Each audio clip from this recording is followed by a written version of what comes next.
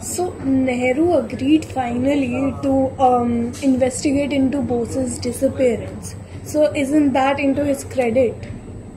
I'm not sure it was Ananya because the demand for an inquiry was there ever since Bose's alleged disappearance or death in the air crash. Let's not forget we became independent in 1947 and the inquiry which was appointed, the inquiry committee that was appointed by Pandit Nehru, that was only in 1955. So even after independence, it took 8 years for the committee to be appointed. Why? The other thing is that if you see the records, if you see the history, Jawaharlal Nehru was fiercely resisting the demand for an inquiry, an independent inquiry into Bose's disappearance for many, many years. Every time the demand was raised, he would say, oh no, Bose died. There was an air crash and he died. End of story. Why do we need to have a committee on it? So there were certain circumstances, you might say, that forced Nehru to appoint a committee. What were those circumstances? Well, around that time in 1954, the people of Bengal, they became very agitated. They said, well, if the government is not going to appoint a committee, we will have a people's inquiry. We will have a people's commission of inquiry into the disappearance and alleged death of Bose.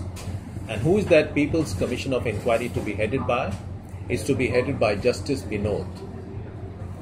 Justice Binod was one of the judges who was there in the Nuremberg trials. He was the only Asian judge who was a member of the judiciary in the Nuremberg trials. So he was an eminent jurist. You couldn't get somebody bigger than Justice Binod. So Justice Binod Pal was supposed to chair this inquiry. It would be a public inquiry.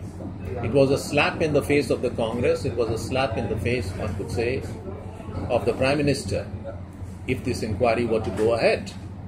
It was only at that stage that Pandit Nehru backtracked and he said, okay, we can have a government inquiry. So after fiercely resisting the idea for many, many years, I don't think we can give credit to Pandit Nehru that he appointed a committee. Rather, we could say that he was forced into a corner where he had no option but to appoint a committee. So this is the thing. So we will discuss the Shah Nawaz Committee, its conclusions in our next episode. But for the time being, I can say only this much, that Nehru doesn't deserve much credit. So the Vanishing of Subhash Bose. Why this title? I went through a series of titles, Ananya, before settling on this present one. There's a Hollywood film which was a blockbuster, which had an interesting title. I think it was called Crouching Tiger, Hidden Dragon. And I wanted for some time to play on the words and have a title, Springing Tiger, Crouching Dragons. So a bit of a change of the title. Springing Tiger because that was the epithet which was given to Bose by Hugh Toy, one of his biographers. Springing Tiger also because that was the motif on the INA uniform, that of a springing tiger. And Crouching Dragons because there were so many dragons all around Bose. Whether they were the great powers of the day, whether it was the USA, whether it was England, whether it was people within his own grouping, the so-called collective freedom fighters. There were people who did not like Bose. So these were the Crouching Dragons. For some time I toyed with this idea. Then I said, no. The other best-selling novel which came to my mind was, there's a book by John Le Carre, The Spy Who Came In From the Cold. And of course, that might be referring to the Siberian Russian winter, a spy who came in from the cold. But in Bose's case, you could say that he was the spy, in inverted commas. He was really a freedom fighter, the spy who was left out in the cold because of the way he was ignored.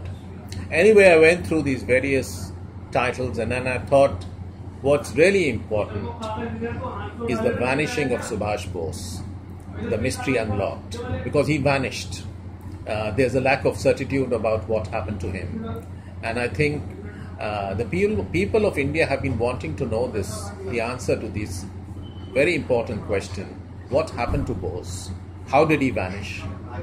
And I am trying to answer precisely this question in my book, together with a lot of other questions which are related.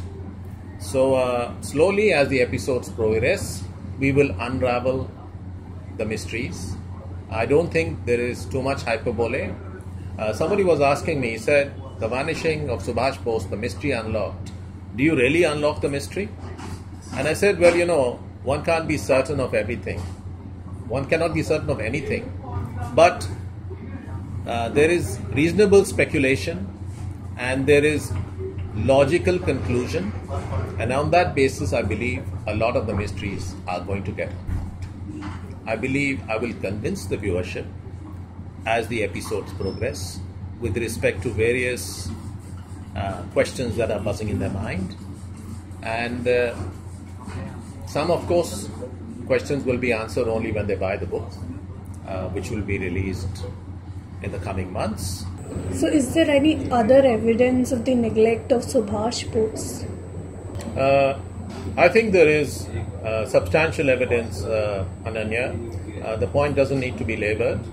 But I mentioned a few things. For example, I mentioned the symbolic missing portrait from the central halls of Parliament, both of Subhash Bose as well as important INA figures, important regiments such as the Rani of Jhansi regiment, how our Parliament continues to ignore them or not give them enough importance. Bose's portrait was of course installed, but after decades of not doing so. That's one thing.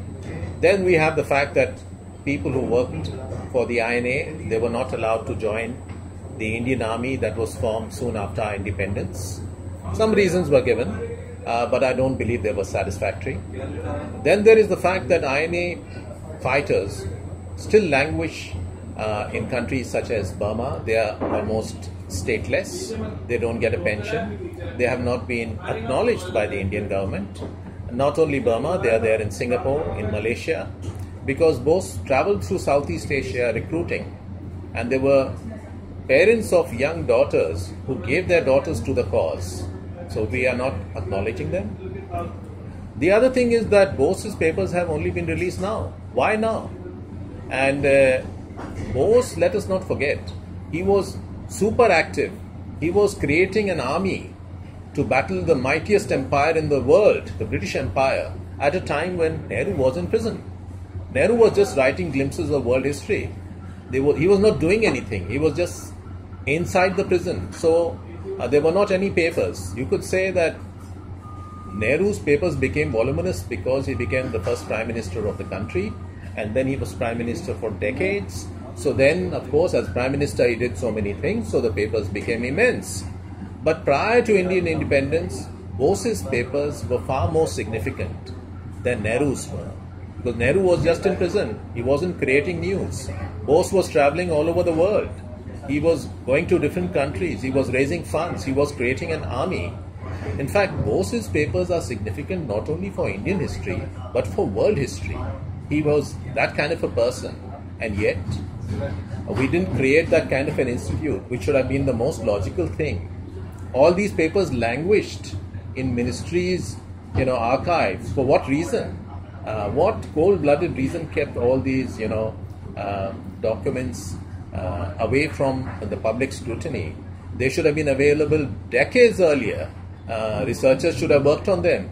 Historians could have worked on them, seen Indian history and even world history from a different perspective. So I think we don't have to really argue very much to say that Bose and the INA were neglected. There is no doubt at all there was a huge neglect. They say that, there are two forces in the world, the yin and the yang. There is the feminine spirit and there is the masculine spirit. And both need to be acknowledged. You could say that Gandhi represented ahimsa, and he represented the feminine spirit, which is part of India's great spiritual heritage. But Bose represented the masculinity, equally important. I don't want to say that what Gandhiji did was not great. It was great. It was awesome. It was fantastic. But let's not forget that our Indian psyche has another side to it. That there was masculinity and virility also demonstrated by people like Bose and INA. If we ignore that, we ignore one part of our psyche. If we ignore that, then we are teaching our children a kind of history which is stunted. And this part of our history needs to be incorporated. We need to give youngsters pride in the fact that there were people from India who fought against great odds, who fought against the mightiest empire. And there was this spirit, we will fight you, we will throw you out. There were not only the mice who were fighting within the house in terms of civil disobedience, there were also mice who were rocking the foundations of the British Empire. This was your host Ananya Sharma. Thank you, Mr. Talwar, for being with us here today, and hopefully we'll answer many more questions of the book in the coming episodes. Thank you, Ananya. It's been great to be with you and with your team. This time for a bilingual episode, and interestingly enough also the other thing is for a book that has not yet been published. I look forward to further episodes in which we will explain to our readers other things concerning the disappearance of Subhash Bose, the mystery unlocked.